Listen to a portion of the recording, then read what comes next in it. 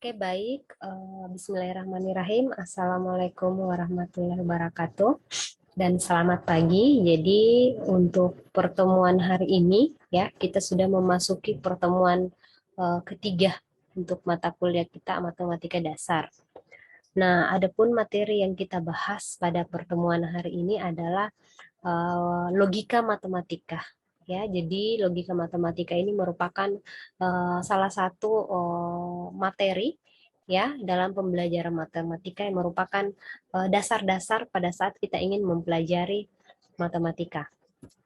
Yang pertama kita pahami dulu ada istilah pernyataan ya. Jadi pernyataan itu merupakan kalimat yang mengandung nilai benar atau salah tetapi tidak sekaligus keduanya. Jadi dia hanya akan bernilai benar saja atau salah saja.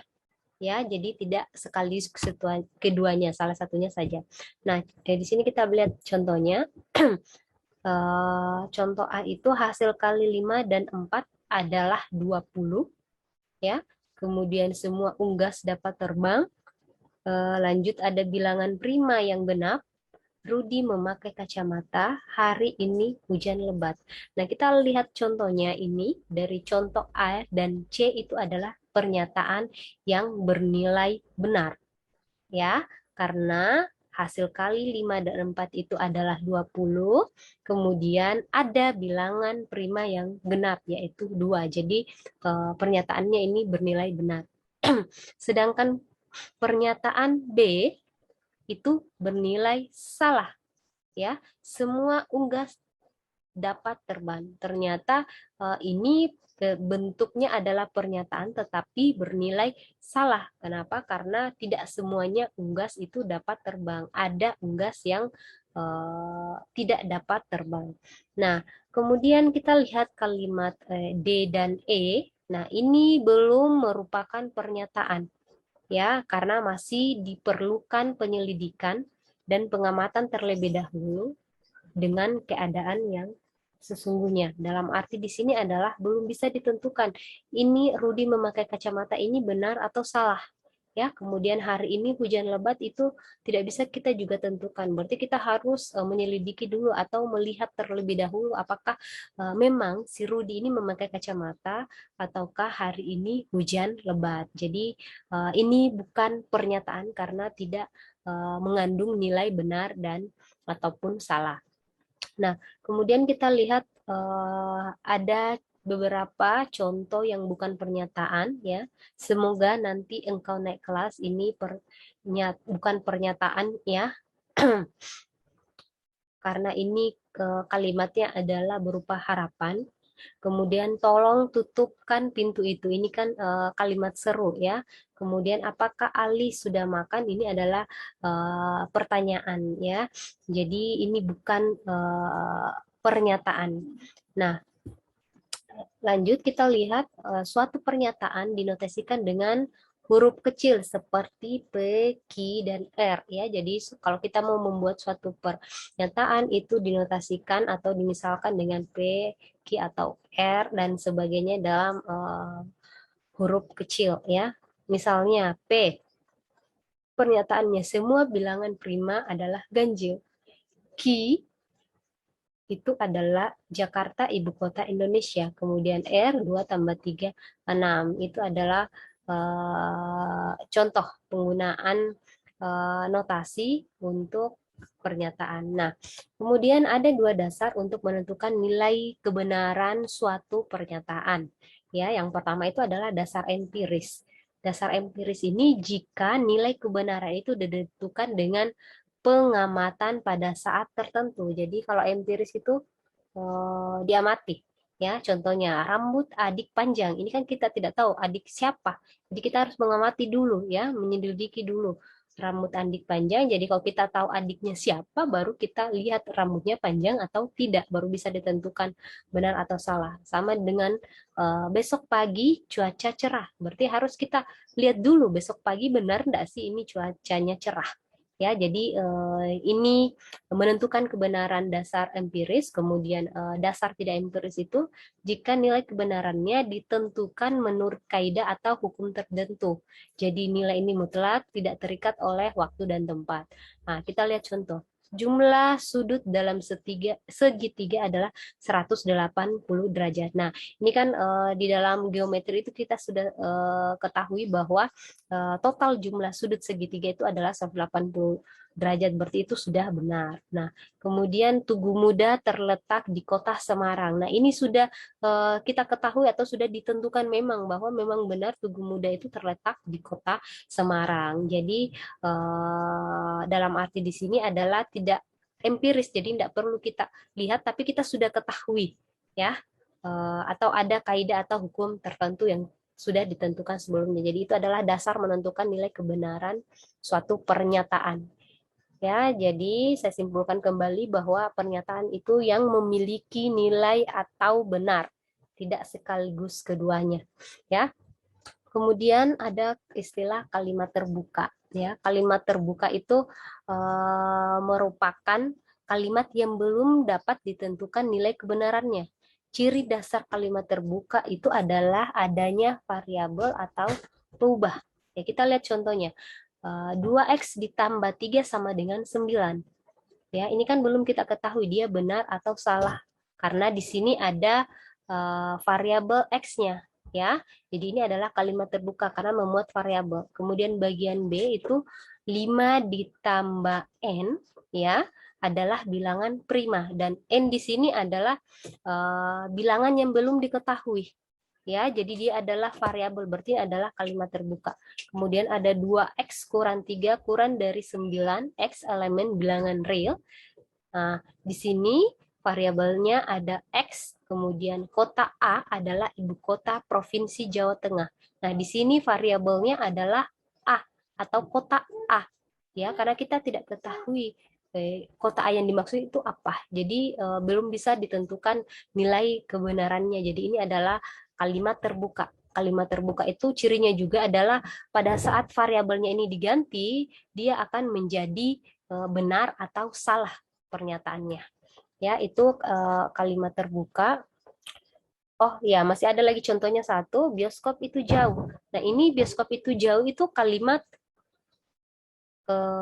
terbuka juga, ya, karena dia memuat variabel. Variabelnya yang mana?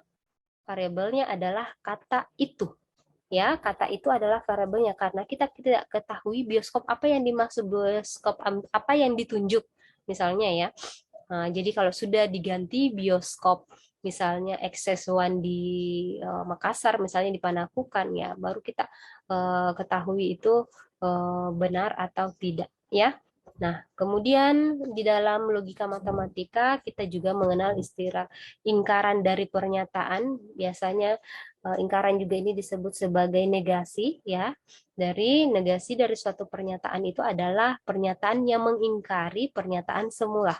Ya, jadi mengingkari pernyataan semula. Nah, suatu pernyataan itu dinotasikan dengan P, maka notasi ingkarannya itu adalah tanda seperti ini.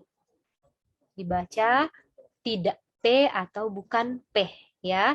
Nah, kita lihat tabelnya, dia seperti ini. Ya, kalau pernyataan P itu benar, berarti ingkarannya adalah salah. Ketika pernyataan itu salah, berarti ingkaran atau negasinya itu benar. Nah, kita lihat contohnya. Ibu pergi ke pasar. Nah, ingkarannya di sini adalah ibu tidak pergi ke pasar. Ya, berarti ini. Kemudian semua bilangan prima adalah ganjil.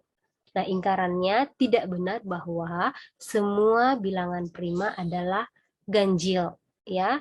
Kemudian bisa juga ingkarannya ada bilangan prima yang tidak ganjil, ya, karena kan tidak benar bahwa semua bilangan prima, berarti ada bilangan prima yang tidak ganjil, yaitu 2, ya.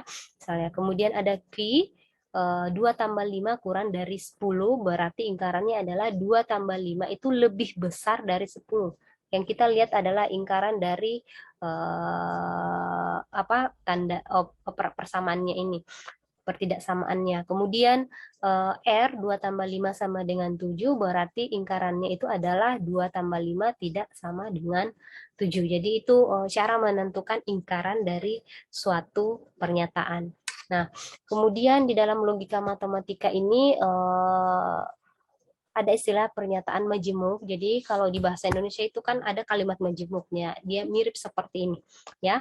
Pernyataan majemuk itu adalah gabungan dari beberapa pernyataan tunggal yang dihubungkan dengan kata hubung, ya. Yang pertama adalah konjungsi. Konjungsi itu adalah pernyataan majemuk dengan kata hubung dan, ya. Dinotasikan misalnya ada pernyataan P dan Q dinotasikan P dan Q. Ini adalah simbol dan, ya. Nah, kemudian bisa kita lihat di dalam tabel kebenarannya P dan Q, ya. Jika P Q itu bernilai benar maka dia benar, ya. Kemudian kalau P bernilai benar, S bernilai salah, berarti itu salah.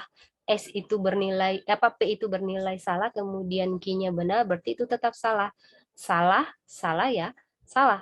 Dalam arti di sini adalah ketika P dan Q itu pernyataan yang benar, maka benarlah pernyataan tersebut. Jadi dua kalimat tunggalnya itu harus benar, baru dia benar. Oke, kita lihat contohnya. 3 pangkat 4 sama dengan 51. Ini benar atau salah? Ini adalah pernyataan yang salah. Ya, kemudian Q itu 2 tambah 5 sama dengan 7. Ini adalah pernyataan yang bernilai benar. Sehingga salah benar. Salah benar itu berarti nilainya adalah salah. Kesimpulannya ini. Salah benar, kesimpulannya adalah salah. Ya, seperti itu. Sama halnya misalnya ada kalimat seperti ini. Ada pengumuman, silahkan besok seluruh mahasiswa membawa buku dan pulpen. Jadi ada kata dan. Jadi kalau Anda tidak membawa salah satunya atau bahkan keduanya tidak dibawa, berarti Anda salah. Nanti benar pada saat Anda membawa keduanya, buku dan pulpen tersebut. Ya, itu konjungsi. Nah, kita lanjut, ada istilahnya disjungsi. Disjungsi di sini adalah pernyataan majemuk dengan kata hubung atau. Notasinya seperti ini, ya. Dia kayak kebalikannya dari dan. Nah, kita lihat tabel kebenarannya. Ya, di sini jika P itu benar, Q itu benar, maka P atau Q juga itu benar. B benar, salah, itu kesimpulannya adalah benar, salah benar itu benar, kemudian salah salah baru kemudian salah. Jadi dapat kita lihat polanya di sini, kalau dia disjungsi atau menggunakan kata hubung atau, hanya akan bernilai salah ketika keduanya salah. Ya, kalau salah satunya benar dan keduanya benar, dia akan bernilai benar. Nah, kita lihat dulu contohnya. Nah, P jumlah dari 2 dan 5 adalah 7. Itu adalah pernyataan yang benar. Kemudian Q itu Tugu Pahlawan terletak di Jakarta. Pernyataan ini bernilai salah. Ya, berarti benar salah. Jumlah dari 2 dan 5 adalah 7 atau Tugu Pahlawan terletak di Jakarta, berarti ini pernyataan bernilai benar karena benar salah dia posisinya di sini. Benar salah. Ya, atau misalnya ada contoh pernyataannya kayak gini. Besok silahkan Anda membawa pensil atau pulpen. Berarti kalau Anda membawa salah satunya pensil atau pulpen, berarti Anda benar. Ketika Anda bawa keduanya pensil atau pulpen, ya berarti Anda juga benar. Ya. Kemudian pada saat Anda sama sekali tidak bawa pulpen ataupun pensil, berarti Anda salah. Ya, misalnya kayak gitu. Nah, kita lanjut. Ada istilah implikasi. Ya, di implikasi ini adalah pernyataan majemuk yang kata hubungnya itu jika, maka. Kemudian dia notasikan seperti ini. P atau garis seperti ini. Ya. Jika P, maka Q. Ya. Jadi istilahnya di sini adalah P jika dan hanya jika, atau P syarat perlu bagi Q, atau syarat Q itu syarat cukup bagi P. Ya, Sehingga ini disebut istilahnya adalah apa namanya, ini bisa dilihat ini P, maka Q. P itu disebut sebagai antecedent atau sebabnya, hipotesanya, ya. Sedangkan Q itu disebut sebagai konsekuennya, ya. Jadi sebab, kemudian apa namanya, ada kesimpulannya, itu adalah Q. Ya, jadi ada sebab atau hipotesa itu adalah P-nya, kemudian di sebelahnya panah itu misalnya Q, ya, berarti itu adalah konsekuennya, kesimpulannya atau sebagai konklusinya, ya. Kita lihat dulu di dalam tabel kebenarannya. Jika P maka Q, kalau dia benar, maka dia akan bernilai benar. Jika dia benar, salah, maka dia akan bernilai salah. Salah benar, dia benar. Kemudian kalau salah, salah itu dia bernilai benar. Jadi kita melihat di sini bahwa implikasi ini dia akan selalu bernilai salah jika sebabnya benar, tapi akibatnya salah. Ya, ini dia. Nanti dia bernilai salah ketika ininya sebabnya benar tapi akibatnya salah, ya. Kita lihat contohnya. Apa ini? 5 ditambah 4 itu sama dengan 7, itu pernyataan yang salah. Kemudian Indonesia itu di benua Eropa, pernyataan salah. Jadi, jika 5 tambah 4 sama dengan 7, maka Indonesia di benua Eropa, berarti karena salah-salah, posisinya di sini adalah pernyataan benar karena tidak ada hubungan antara sebab atau akibat, ya, di dalamnya.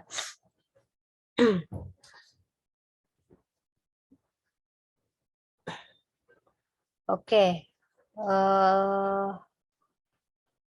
Kemudian contoh soalnya, ya, apa contoh misalnya dalam kalimat kehidupan sehari-hari. Jika hari hujan, maka saya memakai payung. Ya, berarti sebab akibat, ya. Hari hujan kemudian memakai payung. Nah, kita itu benar ketika hujan memakai payung, benar-benar, ya. Kemudian kalau dia hujan kemudian kita tidak memakai payung, berarti ini salah, ya, sesuai dengan yang ini. Kalau misalnya tidak hujan tetapi kita memakai payung, kan itu tidak masalah. Ya, ada orang biasa memakai payung walaupun tidak hujan, ya, bisa saja dia terik matahari. Nah, kemudian tidak hujan, jika tidak hujan dan tidak memakai payung, berarti itu adalah benar, ya. Jadi nanti sebabnya benar dan akibatnya salah, baru dia bernilai salah, itu implikasi. Nah, kita lihat yang keempat, yaitu biimplikasi. Biimplikasi itu adalah pernyataan majemuk dengan kata hubung jika dan hanya jika, dinotasikan seperti ini, ya. Nah, kita lihat nilai tabel kebenarannya, ya. Kalau P itu benar, Q itu benar, dia akan bernilai benar. Kemudian kalau benar salah itu salah, salah benar salah. Kemudian kalau keduanya salah, dia bernilai benar. Jadi di sini terlihat bahwa di dalam diimplikasi itu akan bernilai benar jika sebab dan akibatnya itu bernilai sama. Ya, kita lihat ini sama. Oke. Nah, kita lihat contohnya. 3 tambah 10 sama dengan 14. Ini adalah pernyataan salah. Persegi adalah segitiga, pernyataan yang salah. Kalau kita lihat implikasinya, 3 tambah 10 sama dengan 14, jika dan hanya jika persegi adalah segitiga. Berarti kesimpulannya di sini adalah pernyataan yang salah, yaitu jika dan hanya jika. Kemudian kalau kita buat kalimat, ya, terkait dengan implikasi, ya. Saya mendapat gaji jika dan hanya jika saya bekerja. Ya, berarti kalau benar dia mendapat gaji, berarti dia bekerja. Itu benar, kan? Kemudian kalau dia tidak mendapat gaji, berarti dia tidak bekerja, berarti itu bernilai benar, ya. Kalau misalnya dia mendapat gaji tetapi tidak bekerja, nah itu kan baru bernilai salah. Masa ada orang dapat gaji tapi tidak bekerja? Nah, begitupun sebaliknya, dia tidak mendapat gaji tetapi dia bekerja. Ya, gaji itu adalah haknya. Ya, kalau orang bekerja dia pasti gaji. Makanya di sini dia bernilai salah. Jadi istilahnya adalah hubungan sebab akibat. Ya, dia dua arah. Kita lihat panahnya di sini dua arah ya. Nah, itu pernyataan implikasi. Kemudian ada istilah ingkaran dari pernyataan majemuk. Jadi pernyataan majemuk ini juga memiliki ingkaran atau negasinya. Kita lihat dari ingkaran P dan Q itu ingkarannya itu ekuivalen dengan ingkaran P atau ingkaran Q, kemudian ingkaran dari P atau Q ekuivalen dengan ingkaran P dan ingkaran Q, kemudian ingkaran dari jika P maka Q, ingkarannya adalah P dan ingkaran Q, kemudian ingkaran dari P jika dan hanya jika Q, yaitu P dan ingkaran Q atau Q dan ingkaran P. Ya, itu model ingkaran dari pernyataan majemuk. Nah, kita lihat contohnya. Negasi dari 5 tambah 2 sama dengan 8 dan adik naik kelas itu adalah 5 tambah 2 tidak sama dengan 8 atau adik tidak naik kelas. Karena ini kata hubungnya dan, berarti yang kita lihat ini yang di atas. Ya, berarti ini lingkaran dari P, P-nya adalah ini ya. Kemudian ini Ki adik naik kelas, berarti adik tidak naik kelas karena di sini harus lingkaran dua-duanya, kemudian kata hubungnya adalah atau. Ya, kemudian kita lihat contoh yang kedua, negasi dari jika adik belajar maka dia pandai. Berarti ini misalnya P, Q. Nah, berarti di sini adalah jika maka. Berarti kita lihat yang ini. Berarti ingkarannya di sini adalah P ya, adik belajar, berarti karena di sini adik adik belajar, berarti di situ adalah P dan ia tidak pandai. Berarti di sini ingkaran dari Q, yaitu tidak pandai sesuai dengan yang ketiga ini. Ya, itu membuat ingkaran dari pernyataan majemuk.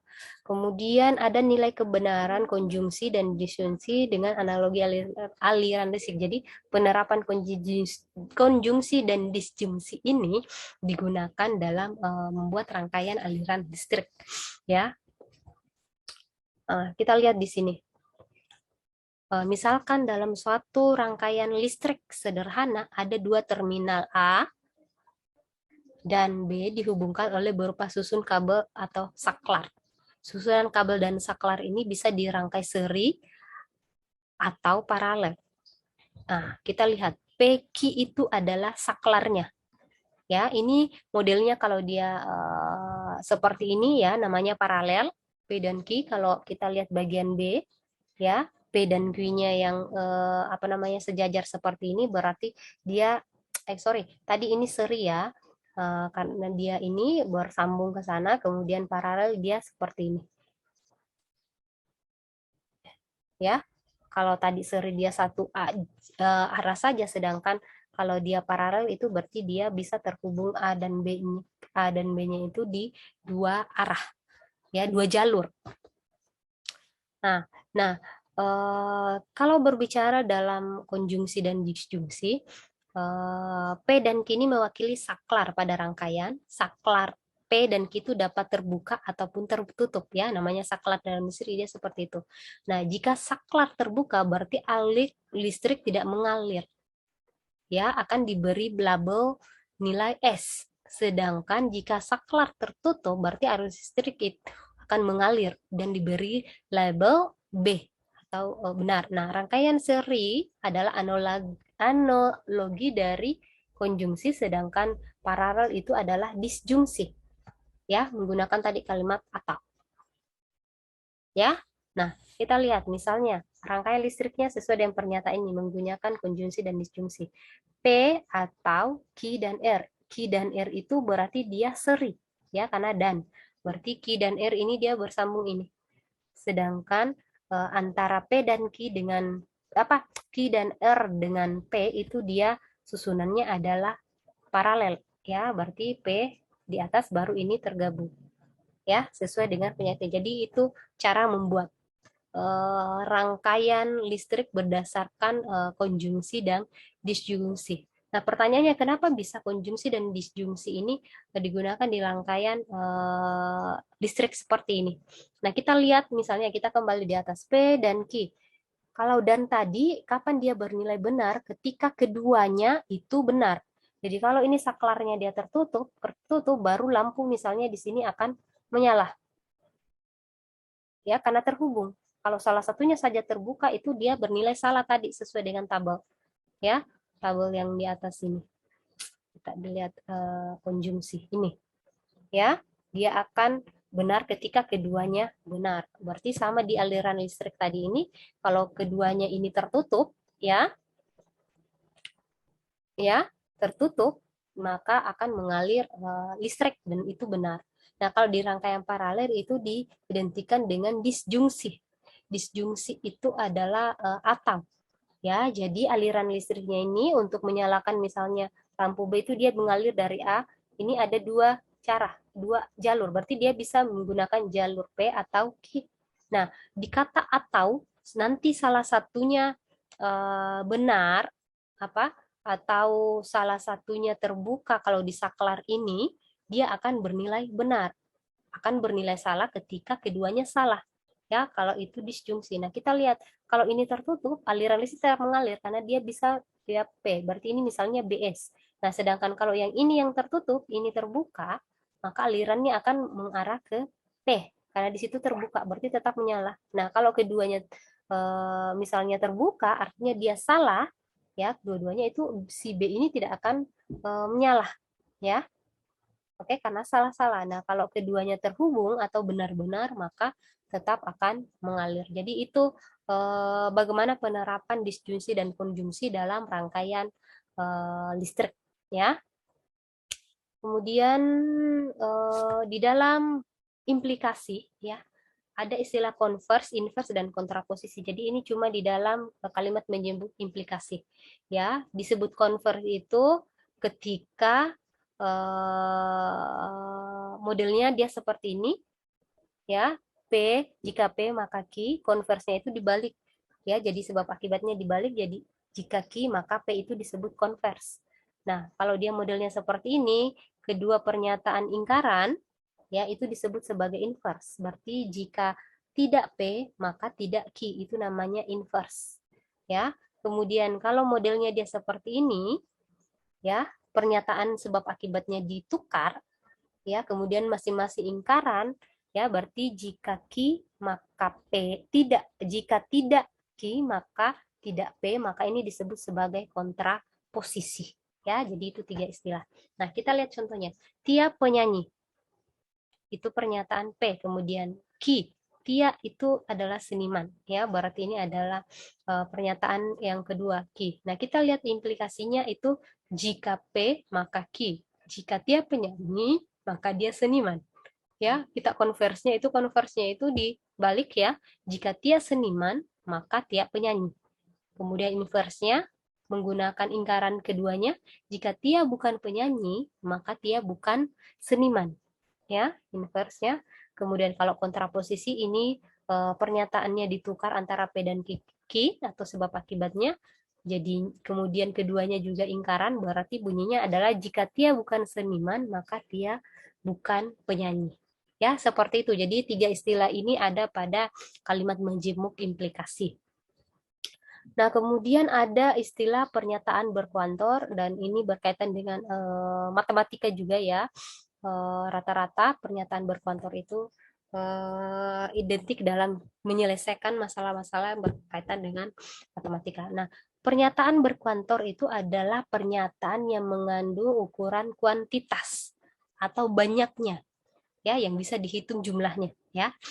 Misalnya, yang pertama itu ada kuantor universal, ya. Dalam pernyataan kuantor universal terdapat ungkapan semua atau setiap, ya. Jadi ini dua kalimat, ya, itu universal, semua, setiap, ya. Lambangnya dia seperti ini. A yang terbalik. Ini dibaca untuk semua atau untuk setiap, ya. Nah, kita contohnya. Untuk setiap X elemen bilangan real sehingga, ya, X kuadrat lebih besar dari 0. Ya, berarti ini ciri-cirinya ini adalah universal karena ada untuk setiap. Kemudian yang kedua, semua ikan bernafas dengan insang. Berarti dengan kata semua ini, berarti ini menunjukkan adalah kalimat universal, ya, kuantor universal. Nah, kemudian ada kuantor eksistensial. Ya, dalam pernyataan kuantor eksistensial terdapat ungkapan menyatakan ada, beberapa, sebagian, atau terdapat. Ya, minimal satu saja itu yang memuat, makanya dia adalah kalimat atau berkuantor eksistensial. Ya, jadi notiskan seperti ini, yang terbalik. Ini dibaca ada, beberapa, terdapat, atau sebagian. Ya, kita lihat contohnya. Ada X elemen bilangan real, sehingga X kuadrat ditambah 3X kurang dari 10, kurang 10 kurang dari 0. Ya, jadi ini ada. Ya, atau beberapa ikan bernafas dengan paru-paru. Berarti cirinya di sini kita lihat, ya, ada kata beberapa, kemudian ada simbol yang terbalik atau notasi ada atau beberapa, berarti ini adalah kuantor eksistensial, ya. Jadi bedanya antara universal itu semua tanpa terkecuali, sedangkan universal itu minimal satu saja yang ada, berarti itu adalah berkuantor eksistensial, ya. Itu. Nah, ternyata kuantor pernyataan yang berkuantor ini juga ada ingkarannya, ya. Nah, ingkaran dari pernyataan universal itu adalah kuantor eksistensial. Dan sebaliknya, ingkaran pernyataan kuantor eksistensial itu adalah kuantor universal. Ya, jadi berbalik. Kalau pernyataannya universal, ingkarannya adalah eksistensial. Kalau pernyataannya eksistensial, ingkarannya ada ya universal. Ya, nah kita lihat ingkaran dari kuantor universal itu adalah kuantor eksistensial. Nah, ini modelnya. Untuk setiap ini pernyataannya, ingkarannya itu adalah ada atau beberapa. Kemudian tidak P. Ya, ada ingkaran seperti ini. Ya. Jadi modelnya dia seperti semua atau setiap, maka ingkarannya itu ada beberapa yang tidak, ya. Jadi ingkaran dari pernyataannya itu sendiri. Kemudian ingkaran kuantor eksistensial itu adalah kuantor universal. Jadi di sini ingkaran dari ada, ya, X elemen P, ya, suatu pernyataan, ingkarannya itu adalah untuk setiap, bukan P, ya. Jadi ada beberapa terdapat, ingkarannya itu adalah untuk setiap atau semua, kemudian tidak, ya. Itu. Nah, kita lihat contohnya. Semua ikan bernafas dengan insang. Berarti ini adalah universal. Ingkarannya adalah eksistensial, yaitu ada ikan bernafas tidak dengan insang. Jadi ada kata tidaknya. Ya, atau terdapat ikan bernafas dengan paru-paru. Berarti ini harus ingkarannya, ya. Kemudian tidak semua ikan bernafas dengan insang. Ya, jadi tidak semuanya berarti ada, ya. Minimal satu saja itu berarti ini sudah ingkarannya, ya. Misalnya kita disebut tidak semua berarti ada minimal satu saja itu ikan yang bernafas dengan paru, berarti ini, ya, menyalahi atau menjadi ingkaran dari pernyataan P. Kemudian Q, beberapa siswa SMA malas belajar. Jadi hanya beberapa, bukan semuanya. Jadi ingkarannya di sini adalah semua siswa tidak malas belajar. Ya, jadi ini ada kata beberapa eksistensial, berarti ingkarannya itu semua tidak malas belajar. Ya, kalau dia bentuk notasi matematika seperti ini, pernyataan R untuk setiap X elemen bilangan real sehingga Y elemen bilangan B sehingga X sama dengan Z, ingkarannya itu adalah ini karena ada simbol untuk setiap, maka di sini ingkarannya ada. Ya, kemudian di sini karena ada tanda sama dengan, berarti di sini tidak sama dengan. Ya, oke. Kemudian contoh D, di sini simbolnya adalah ada, ya, ada X elemen bilangan asli, sehingga untuk setiap Y, ya, elemen bilangan asli X itu lebih besar sama dengan Y. Nah, kemudian ingkarannya di situ adalah ini. eksistensial dan kalian universal, yaitu untuk setiap X elemen bilangan asli, ada Y elemen bilangan asli, ya, sehingga X kurang dari Y. Jadi ini lingkarannya adalah ini. Ya, jadi kalau saya tulis, kalau dia modelnya kayak begini, lingkarannya itu adalah lawannya dan sama dengan. Kalau dia modelnya kayak gini, ada sama dengannya, berarti lingkarannya adalah ini. Begitupun sebaliknya. Ya, itu model lingkaran dari pernyataan yang berkuantor.